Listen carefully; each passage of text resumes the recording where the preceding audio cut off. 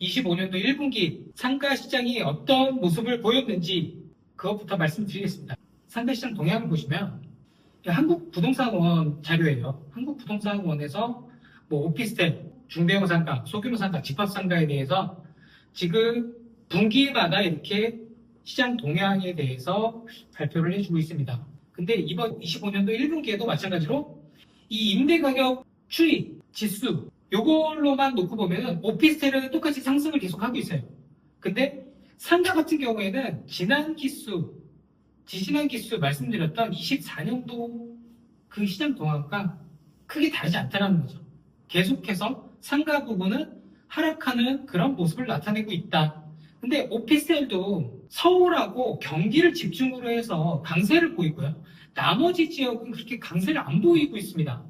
그리고 그 서울 경기 중에서도 업무지구가 형성이 되어 있고 주변에 교통이 편리한 그런 지역 위주로 해서 상승세를 계속해서 보이고 있는 거고, 나머지는 뚜렷하게 상승세가 나타나고 있다 이렇게 얘기할 수는 없을 것 같아요.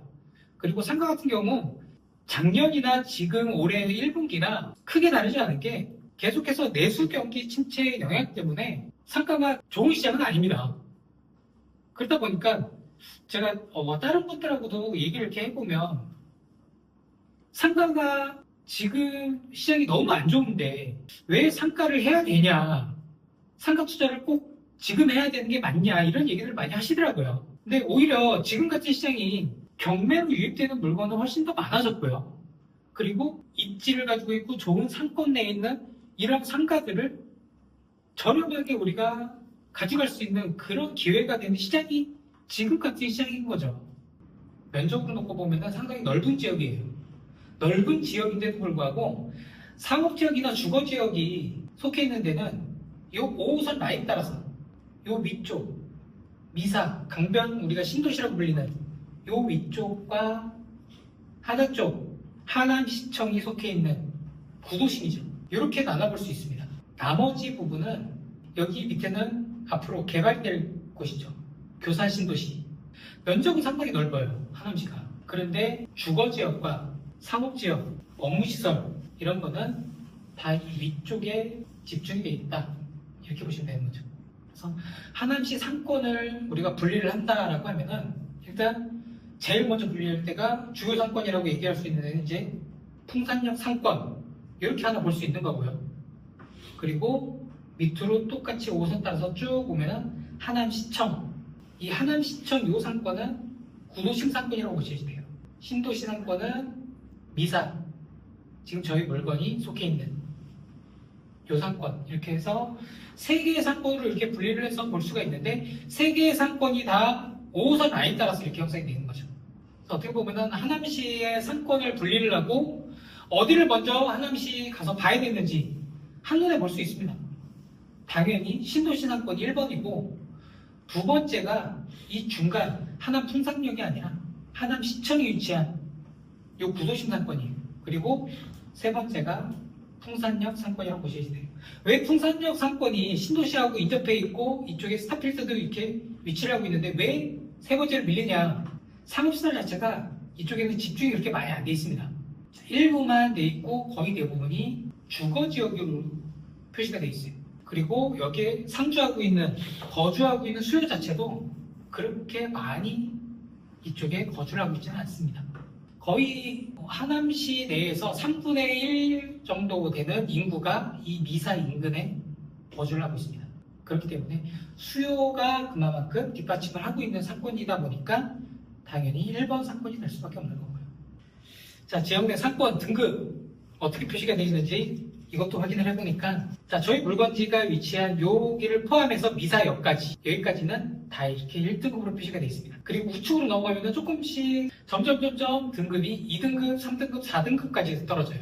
그만큼 이 상권에 어떤 상권의 등급을 가지고 있느냐, 그거에 따라서 수요의 집계력이 얼마만큼 많냐, 이렇게 이야기를 할 수가 있는 것 같아요. 그래서 아까 보여드렸던 요 미사역 1번 출구, 10번 출구 위아래로 아케이드 매장, 그리고 먹자 상권, 유흥 상권이 같이 포함되어 있는 그런 상권이죠, 여기는. 그리고 우측 같은 경우에는 주상복합과 연결되어 있는 우리가 미래 신도시를 떠올릴 수 있는 양쪽으로는 주상복합 건물이 있고 가운데로 그런 산책로 이런 게 광장 이런 것들이 속해 있는 그런 상권이라고 보셔야 되고, 그리고 우측 제일 노란색 이렇게 표시되어 있는 데가 공실이 가장 많습니다. 이 우측을 넘어가면은 이제 조정경기장이 나오는데 모르겠어요. 사람들이 이쪽까지는 상업시설을 이용을 잘 안 하기 때문에 공실도 많고 그래서 등급 자체도 떨어질 수밖에 없는 거고, 이 상권 내에서 가장 그러면은 업종으로 따졌을 때 어떤 게